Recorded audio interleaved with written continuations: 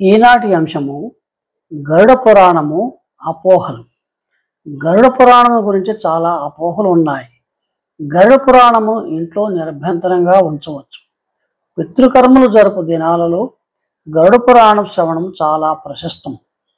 ఇంట్లో ఆ గ్రంథం ఉండకూడదని మాత్రం కాదు అని ఆంధ్ర పౌరాణికులు ఆరాధ్య దైవము పౌరాణిక సార్వభౌమ పురాణోపన్యాస కేసరి తెలుగువాడికి తెలిసిన ఏకైక అభినవ సూతన మహర్షి బ్రహ్మశ్రీ మల్లాది చంద్రశేఖర్ శాస్త్రి గారు తన సొంత లెటర్ హెడ్ 1/7/2006 పేర్కొంటూ పలువురి సంశయాలకు తెరదించారు.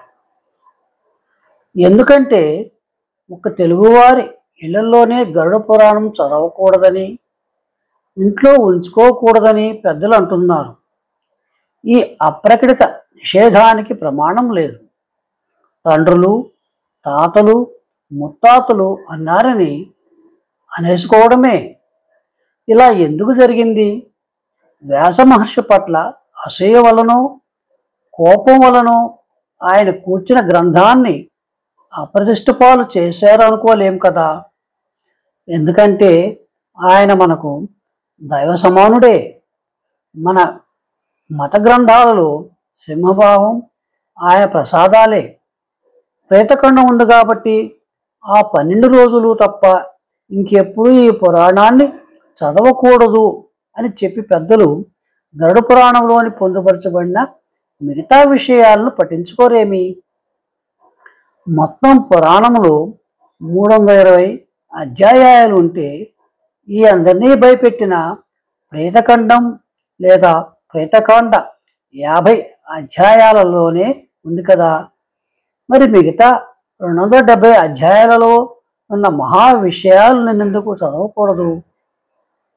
అసలు ఆ అధ్యాయాలలో ఏముంది?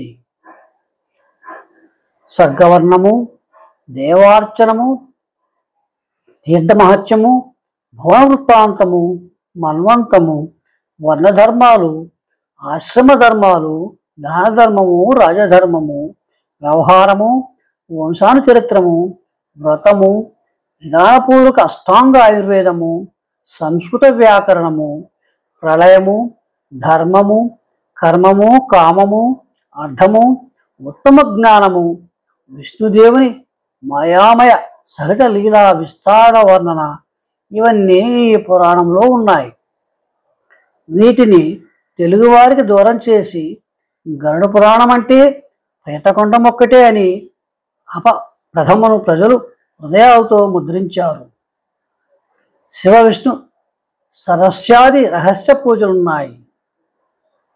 ముఖ్యంగా హం ఠం ఫం షం గదాయ నమః వంటి అరుదైన బీజయుక్త గుప్త మంత్రాలున్నాయి. గణితంలో షడంగాన్యాసం ఉంది. విశేషం ఏమంటే గరుడ పురాణంలోని సాధనలకు కులగురువు లేదా పురోహితుడు మొన్నగ వారి అవసరం ఉన్నట్టు చెప్పబడలేదు. న్యాసానికి, సంధ్యావందనానికి అవసరమైన అన్ని మంత్రాలు బీజాక్షతో సహా ఉన్నాయి. అజ్ఞానాన్ని, అనైశ్వర్యాన్ని కూడా పూజింపగలిగితే సంస్కారం ఇందులో ఉంది. మంత్రంలో చాలా అరుదుగా కనిపించే అంజలిబ్ధ, వందిని, హృదయాశక్తి ఆది ముద్రను ఎలా ప్రదర్శించాలో, ఆ దేవతలను ఎలా వశం చేసుకోవాలో ఇందులో ఉంది. భీష్ముడు చెప్పినది కాక స్వయంగా శ్రీ మహావిష్ణువు శివునికి ఉపదేశించిన విష్ణు సహస్రనామం గరుడ పురాణంలో కనిపిస్తుంది. మన దురదృష్టం వల్ల ఈ మహామంత్రం కూడా విష్ణు పంజర స్తోత్రం, మృత్యుంజయ మంత్రం, జపమహిమ వంటి మహా విషయాలతో పాటు సహా తెలుగువారికి తెలియకుండా పోయింది. ఓం జుం సహా అనే 3 అక్షరాలతో మృత్యువును జయించగలిగే గొప్ప మంత్రం మృత్యుంజయ మంత్రం. ఇతరత్ర దుర్లభమైన అమృతేశ్వర ఆరాధన, షడంగ పూజా విధానము గలవు. ప్రాణేశ్వరి విద్య ఉంది. విషానికి మంత్ర ఔషధ విరుగుడు, గరుత్మంది మంత్రాలు కూడా ఉన్నాయి. నిజానికి గరుడ పురాణం ఒక మంత్రశాస్త్రం, అరుదైన మంత్రాల మంజుష. పంచముఖ శివుని పూజా విధానము, త్రిపురశ్రీ సాధన, విశోధక మంత్రాలు కలవు.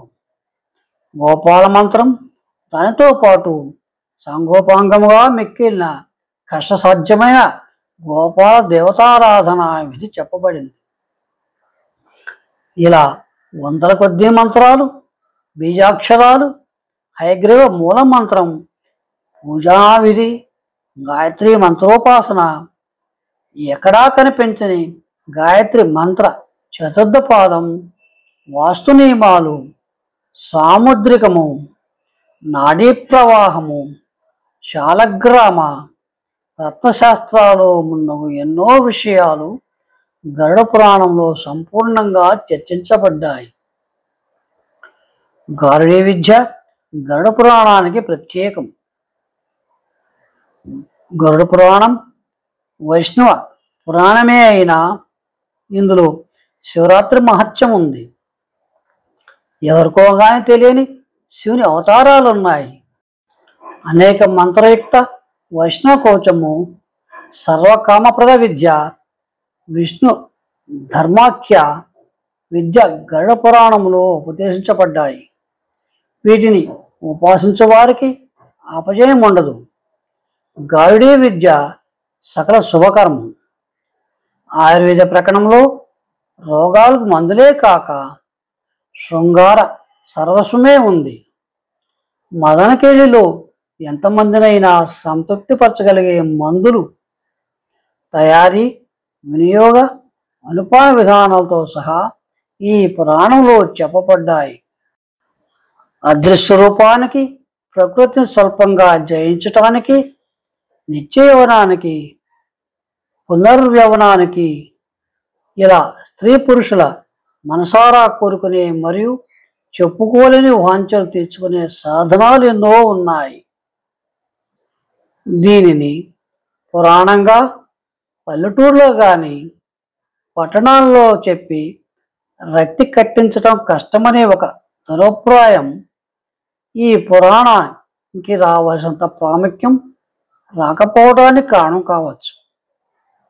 అందువల్ల ఈ పురాణం ఒకటి ఉందనే విషయాన్నే ప్రజలు పట్టించుకోకపోవటం జరిగినప్పుడు వ్యాస మహర్షి రాసిన పురాణం కనుమరుగైపోతుందనే భయంతో ప్రేతఖండాన్ని మాత్రమే బయటకు తెచ్చి దానిని అపరికర్మ జరిగే రోజుల్లో పఠించాలని విధించి ఉండవచ్చు.